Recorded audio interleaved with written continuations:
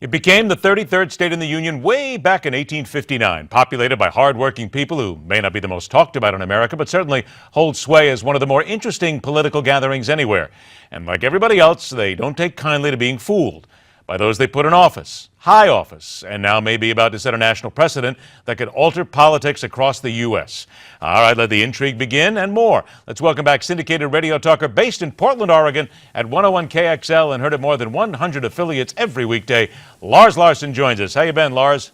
Well, I've been very well. In fact, we're celebrating today. You've heard of VE Day, victory in Europe, and VJ Day, victory in Japan. Now we have VK Day, victory over Kitzhaber and the corruption that he brought to the Oregon governor's office through the offices of his girlfriend, who was allowed to go out and cash in a couple of $100,000 worth of consulting contracts with green energy groups to push policies on Oregonians that they didn't choose at the ballot box. I'll tell you what, though, Lars, if you don't live in Oregon, or if you don't really read a lot of the major media, you won't hear a lot about this story. It's like it was completely invisible to a lot of the people on the East Coast. Any reason for that, you think? Oh, yeah, there's a big reason. What you have to take account of is the D in front of John Kitzhaber's name, Democrat. This is a Democrat-dominated state. It has had Democrat governors for the past 1/3 of a century. Every single statewide office in the state is filled with a Democrat.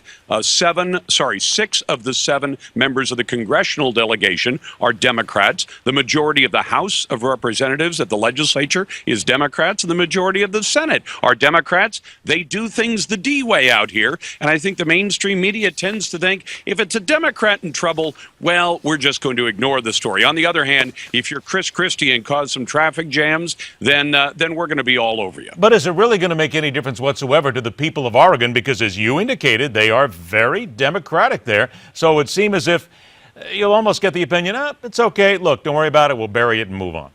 Well, listen, one of the things I want to point out is that there's a healthy thing about the push and pull of American politics. And when you have one state run by one party, even if it was all run by Republicans, I would like a state like that, you get this kind of pathology that creeps in where there's no alternative. In other words, whatever policies the one party wants to push are going to be the policies that hold sway, even if 40 or 45% of the state believes a different way. And what you get is there's no check and balance then, because a Democrat governor doesn't have to worry. Any policy he pushes will quickly be signed off by Democrat lawmakers. And the end result is Oregon has unemployment higher than the national average. It has income taxes, I think the 3rd highest in America. It has a lagging economy. It has declining average wages. And so I think the average person really should care about what's going on here. Those policies are the death of average people, of the middle class and average people's wages. I got about a minute or so left here. How are people in Oregon dealing with the fact that now you have your new governor, in waiting at least, I guess, Kate Brown, America's first openly bisexual governor? You have set a new standard in Oregon.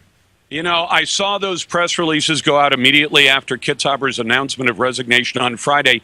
She's in a marriage to a man, but they say she is openly bisexual. But as near as I can tell, she's in a monogamous relationship with a man. So if you want to define a bisexual that way, I guess it works. I think you need a scorecard, maybe in a chart, to figure out exactly how those definitions work. All right, 40 seconds left. I'm not going to let you get away without talking about the president and his extremism summit. And what do you think?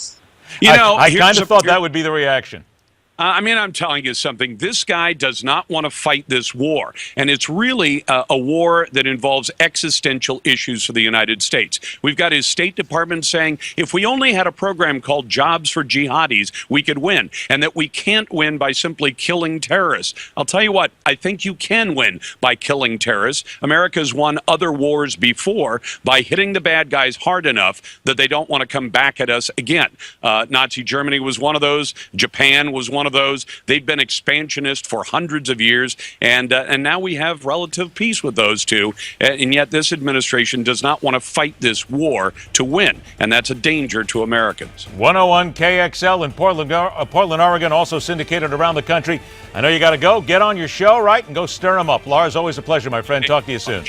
Take care now. All right, take care. King Abdullah and the president, next on Telling It Like It Is.